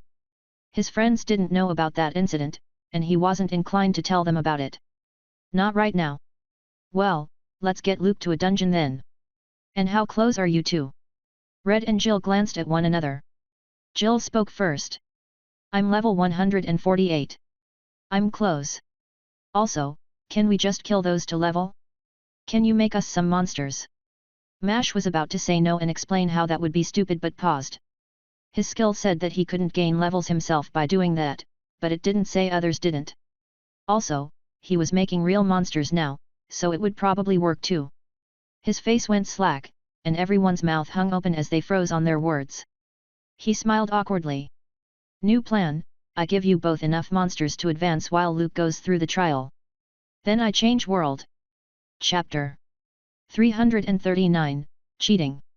Jill P.O.V. Jill stared at the monster she was supposed to kill. It was one of Priscilla's bodies. A living being in its own right, and a high-leveled one too. Currently, it was coiled tightly on the ground. She hesitated to look at the beautiful color-changing scales and distinct black beak. Priscilla was an incredible creature and looked at it too. Can you make something else? This feels kind of wrong. She glanced toward Mash, who was giving her a look that made her shudder. He wasn't doing anything, but there was something about his gaze that had changed since his advancement. He raised an eyebrow, and she stared at his white snake-like pupils as they were framed in the pitch blackness of the rest of his eye. Priscilla is offering to do this too. Plus, they don't have individual thoughts. The other monsters I make would probably want to live. The other option is way more disturbing. He said the words simply, and she grimaced. That would be worse, but she didn't like the way he said it. In her opinion, he was being a little too casual about being able to create life with nothing more than magic. What if he made a human? They would get classes and grow independently of him. He could clone himself, though that would be dangerous. Unlike Priscilla, Mash wouldn't be able to control the clones he made. Just do it or let me go first. Red was standing off to the side, not so patiently waiting for Jill to kill the body of Priscilla. She was eager to advance too but had lost the coin flip. I'm doing it. Jill raised her voice as she shouted back at her. Then she held her hand to the side and summoned the javelin. She could have used the explosions to kill a vast group, but they were going to do it with as few dead bodies as possible. The body of Priscilla didn't shift in the slightest as her spear pushed through the creature's head and into the ground. The tip actually struggled to penetrate Priscilla's body, which had never happened before. Her spear could pass through anything like it was open air, but her scales felt more like soft butter. There was some resistance. That shouldn't happen. She glanced toward Mash, who just shrugged. Priscilla says it's cause her body is made of all of my magics, including anti-magic, which as it turns out is another form of magic. That doesn't make any sense. She snapped back at his unsatisfying response. All it earned her was another shrug, and she sighed and moved to another body. Then she repeated the process for another 5 bodies before leveling up the first time. I did it. That's 1. How many do you think I'll need for the next? Jill looked around and the others just watched with blank faces. Luke was muttering how this was unfair, but Red responded to her question. I'm thinking around 100 or 200. Maybe a little more. Mash groaned and complained loudly. That would take all day. Jill turned on him to give him a very flat gaze. One that said how dumb he was being. Red wasn't silent with her ire. Oh, of course. We shouldn't do this if it's going to take the better part of the day. Let's instead go and find a dungeon or kill random people for the next few weeks for it. Her sarcasm was as thick as it could be, and Mash hunched his shoulder protectively. I know that, but it's me who has to make all the bodies. He sat down and made more bodies despite his weak protests. He knew how childish he sounded complaining about it. You won't though, right? Can't Priscilla use your body to do it? Lisa's genuine question was the best retort possible. Mash nodded begrudgingly. Yeah, she can. In the meantime, let's figure out what this does. Mash held out his right hand, and Jill noticed an interesting tattoo across his fingers. The word teeth was printed across his hand. 1 letter on each finger just past his knuckles. He opened his hand, and a staff of bone-white metal appeared in it. The weapon was jagged, and with the tattoo, she assumed it was just a bunch of teeth glued onto a rod. It certainly looked like it. Lisa asked the most obvious question. What is it? It was a staff, and a non-magical one. It changed when I advanced, I think. I'm not sure, but I can tell you it's magic now. Mash clearly had no idea what the item was. How did he not know? Wait, why did you bond an item that you don't know? What if it's useless? You can't just throw away items like the rest of us.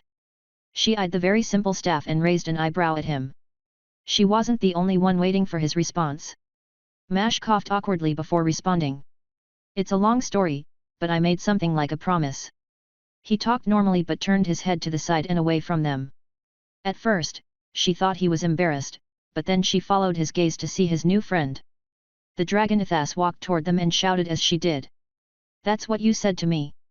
Does that mean it's story time now? I can tell you what the item does if it is. The dragon's voice was as beautiful as her appearance. Jill knew that high-leveled people tended to look good or fierce, but they still looked like people. The dragon's humanoid form was even more stunning than the gods and her scales were radiant.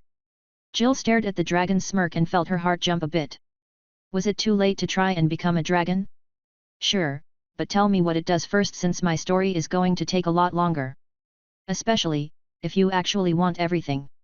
Jill flinched a little at the casual and unimpressed way Mash talked to the dragon. He spoke like they were equals, and the dragon seemed not to mind. How was he so relaxed around someone like that? He was more awkward with Lisa. The dragon replied simply enough. It's not that great. It changes to match your bones. It will probably heal or regenerate as you do too. That doesn't sound all that useful. Jill chimed in, trying to sound as casual as Mash did. Mash nodded but added something else too. I don't know about that. I've been in several situations where magic doesn't work, but now I can just use the staff. I guess that assumes I have it manifested like this, but I could just keep it like this all the time. Jill nodded, but it was Ithas that asked a different question. Why not just stay in one of your other forms? You were stronger when I first saw you. Jill listened to their conversation and talked a little with others, but went back to killing the bodies of Priscilla. The rest of the day continued like that for a while. She only took a break for dinner. Several hours later Jill felt the final level up. It just happened while she was killing the bodies, and she froze in her next stab. That was easy. The vain thought made her pout a little. She didn't have to kill some grand tiger of flame without any magic for this advancement. Leveling wasn't supposed to be this easy. This feels wrong. It's way too easy. Would have been easier if you took my mark. She hadn't spoken very loudly, but Mash responded right away. He wasn't looking at her, but he noticed when she stopped. Even if his eyes weren't on her, she could feel it when he focused on her. It was a little scary. I told you, I don't want a class related to you. Ithas snorted. It was a gesture that didn't fit with her angelic appearance. You should use whatever you can. The fact that you can get this mark should be enough of a reason. With how weak you all are, it's not like it matters. Jill shook her head and spoke. Her voice was more spiteful than she intended. You don't know us, or our stories. Mash tells you his perspective, but we aren't all the same. My class is important to me. I want to choose my own path. Sorry, I wasn't trying to be rude. The dragon replied quickly, but her voice got quieter as she spoke. It sounded honest, which made her earlier words sting more. Jill grumbled and walked a little apart from the group. Whatever. I'm going to advance now. As she walked, she teleported forward a bit. They had been in this grassy clearing, and she teleported to the edge of it before advancing. Lisa's advancement had affected her surroundings considerably, and she didn't want to be near the others for it. She glanced back at them one more time before shifting her focus inward. The world around her vanished, and her sense of self disappeared too. Then she was in a space of pure darkness that was only illuminated by 3 very beautiful pillars. She didn't hesitate in the slightest and drifted toward the shimmering purple pillar. It looked almost like falling stars. It made her feel purple. Not sick, but the color purple if that was even possible. Fallen astral Valkyrie, you follow a path of vengeance but put forth a face of joy. You lie to friends and enemies alike, hiding the nightmares that continue to haunt you. Gods are not just beings, and you have borne their ire. Your vengeance cannot be appeased by anything short of blood. No boundaries, whether it be space or time, could stop you. A hunter and a chaser, you are an angel of death. Now that was a class that she wanted. The thing about lying to her friends caught her attention, but she ignored it. It was the truth, and one she had been avoiding for a while now. She trusted the others, and it wasn't even that big a deal when she thought about Mash's very existence. Why was she justifying herself here? It was pointless compared to the rest of the information. The class might be classified as evil by some, but it fit her desires well. Then she looked toward the next pillar. It was pink and bright and clear. The color felt girlish, like the kind of thing you would see on dolls. Honestly, it felt a little familiar to her. Time-worn astral doll, time has touched you like no other. You care not for more power, act to fit the intentions of your friends. You seek to hide your true thoughts and belong with your friends. Revenge has worn your body down, but space and time stop it from breaking. The god you seek will never be found, and you give up in your revenge to find something new. Under the presence of a great being, you are offered a new beginning. Jill liked the name, even if others found it creepy. The familiar feeling of the light made the name feel right to her. However, the description was another matter. She didn't like it. Revenge and hate burned within her heart. An image of a god with many eyes twisted in her mind, and she knew that she would not give up her revenge. That left one pillar left. It was a glorious golden light. Temporal astral being, a being of space and time, you exist outside of it. She felt the information stop. That couldn't be everything, right? A class couldn't have such a short description. What did it even mean? She hated things like this. An evil class would have been better in her mind. Why was it golden? She didn't understand anything about it, but she had to make a decision nonetheless. Chapter 340, Holy Blood. Jill P.O.V. Jill was not prepared for the transformation to her body that came with the advancement. Thankfully, they had all switched to the blood clothing Mash provided, so she wasn't left naked. Instead, her clothes changed to fit her and adjusted for the wings. Yet, she had wings now, or rather she had a single wing. It came from her back and spread out to her right side. Unlike the pristine white of Athasa's scales, her feathers were dirty and marred. Grey and black patches smudged the otherwise white feathers. She stared at the wing for only a moment, before focusing on her status. Name, Jill Class, Fallen Astral Valkyrie. Level, 150. Health, 3000/3000. Stamina, 3250/3250. Mana, 3200/3200. Fortitude, 275/300. Endurance, 300/325. Strength, 225. Agility, 365/565. Intelligence, 320. Wisdom, 175/275. Charisma, 195/395. Free stats, 20. Skills, Eyes of a God Killer, Broken Halo, Spatial Manipulation, True Teleport, Threads of Time, Localized Time, True Bond of the God Killer Needle, Teleportation Marks, Improved Teleportation Marks, Chosen by the Universe, Unbelievers Understanding, False Angels Manipulation, Unnatural Charm, False Angels Seduction, Combat Foresight, Temporal Reaction, Fallen Valkyrie's Right Wing. Eyes of a God Killer, Broken Halo, Passive, Unique. A shattered power manifests for you. Half a halo, you gain access to part of its power. Omniscience is something you grasp it. Pieces of it drip down from the halo and grant you true vision. Spatial Manipulation, active, manipulate reality itself, bend and contort it to your will. Space is the truest form of power, and you can alter it to your will. True Teleport, active, any distance is merely an instant away. Move between the fabric of space. Mana cost varies on distance. Any teleport within your vision has no mana cost. Threads of Time, active, when looking at something, you can see that which it intersects within the shared connections of fate. See and understand the relationships that others would miss. Localized Time, active, alter the time of your body, both able to speed it up and slow it down. True Bond of the God Killer Needle, active, unique, legendary, a legendary weapon, it has developed a semblance of sentience. The legendary needle was said to have been used to fight against the gods themselves. Threading the weaves of fate, it pierces through an opening within a god's future. Bend even the proclaimed immortality of gods. Teleportation Marks, improved teleportation marks, mark those you damage to know their location regardless of the boundaries of space. Similarly, mark allies to teleport to them. Removes the additional cost of teleporting marked allies regardless of distance. Reduces the cost of teleports when teleporting to a mark. No limits on the number of marks you can place. Chosen by the universe, passive, reality itself is enamored by you. Time and space bend themselves to be more beneficial to you. Your magics come more naturally to you. Unbelievers understanding, false angels manipulation, gain an understanding of the emotions of those around you. As a false angel, you relish in manipulating the emotions of others. Twist and turn their minds as you desire. Unnatural charm, false angels seduction, passive, with an angel's constitution, you gain beauty that humans could never compare with. An appearance that can truly never be disturbed. Automatically charm those who look upon your visage. Combat foresight, passive, glimpse a moment ahead of your enemy. Learning of their next moves before they do them. Temporal reaction, passive, time slows for any attack that would otherwise hit you.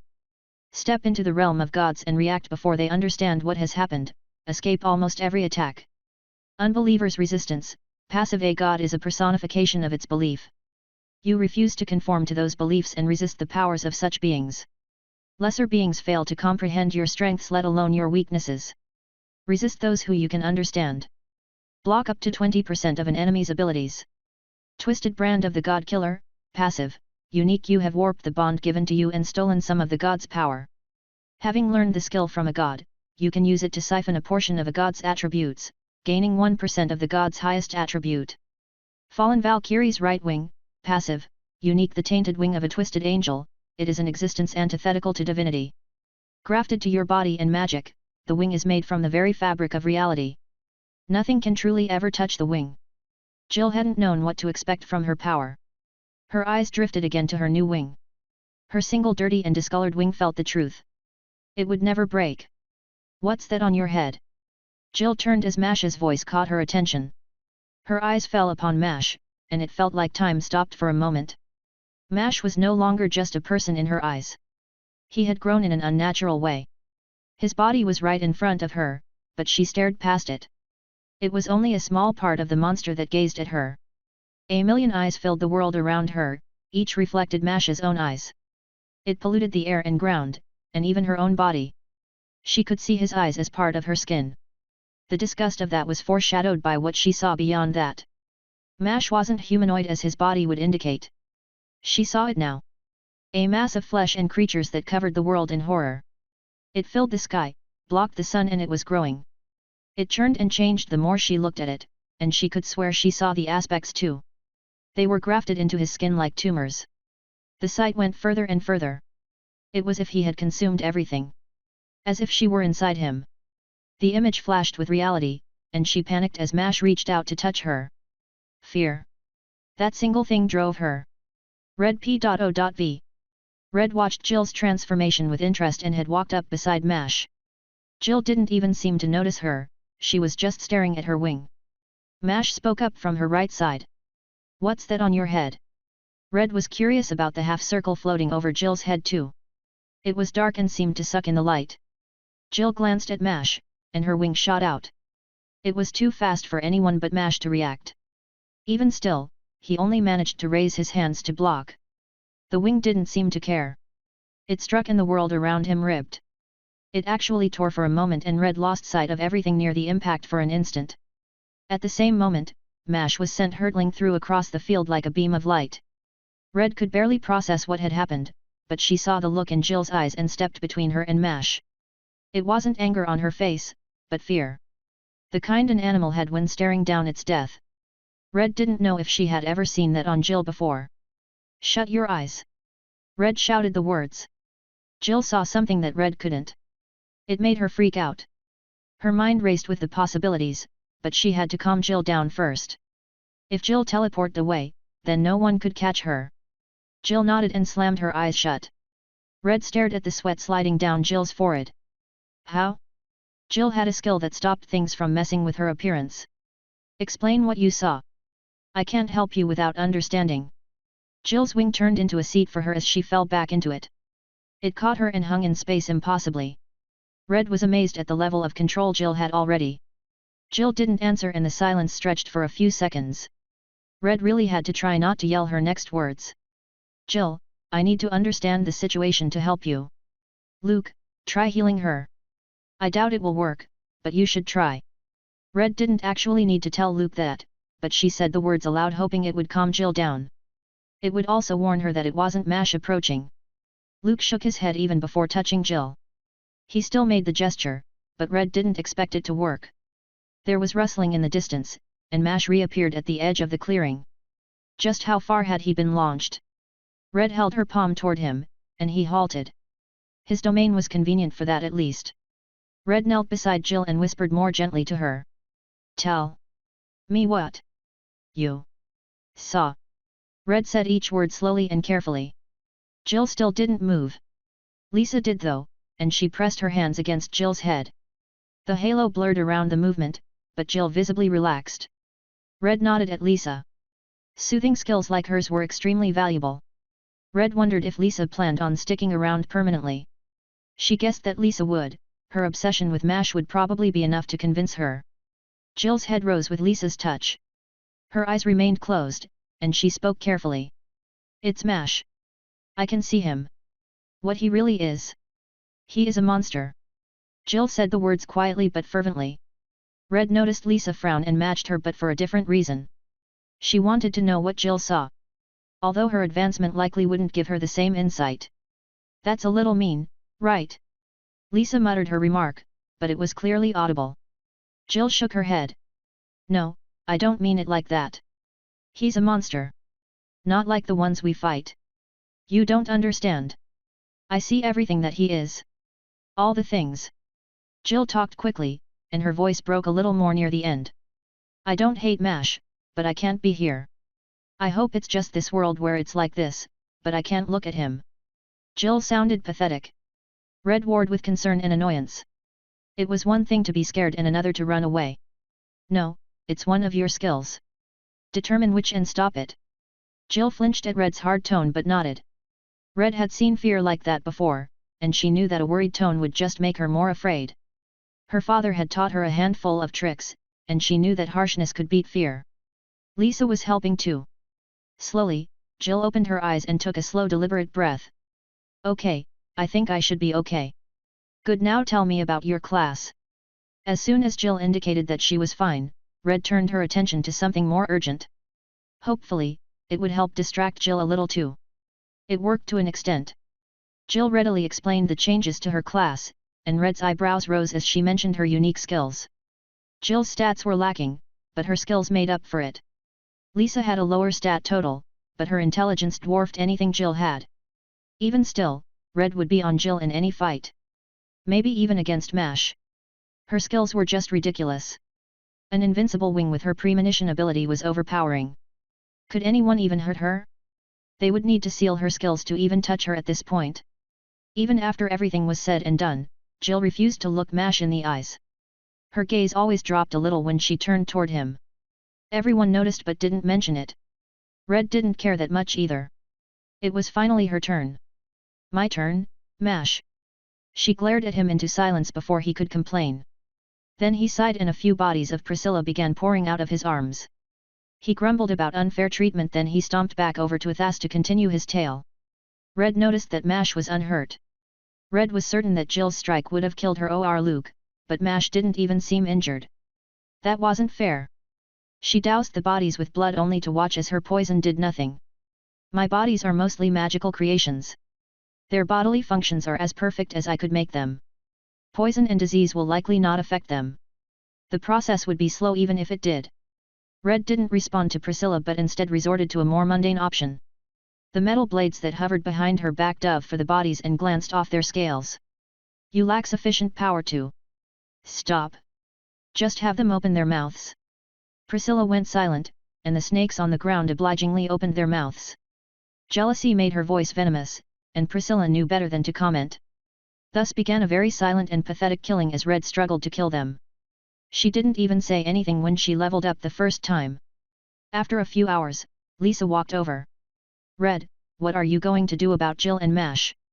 I don't know if Jill can work with him like that. Lisa's extremely concerned voice made Red snap. She turned toward Lisa and spoke very calmly. Her words were harsh though. I don't know and don't care. Either way, it is none of your concern. You will follow MASH regardless. The words weren't shouted, and her voice was completely natural. The words burned though, and Lisa flinched. Sorry. Red watched as Lisa walked away. The single word from Lisa froze Red in place. Now, Red's frustration and anger turned inward. What was wrong with her? She of all people didn't have the right to say anything like that. This self-loathing was familiar. Her last advancement had been the same, hadn't it? It seemed like a curse now. Would she always hate herself when she advanced? The question bounced in her mind and then she felt it. The rush of a level. It was time to advance.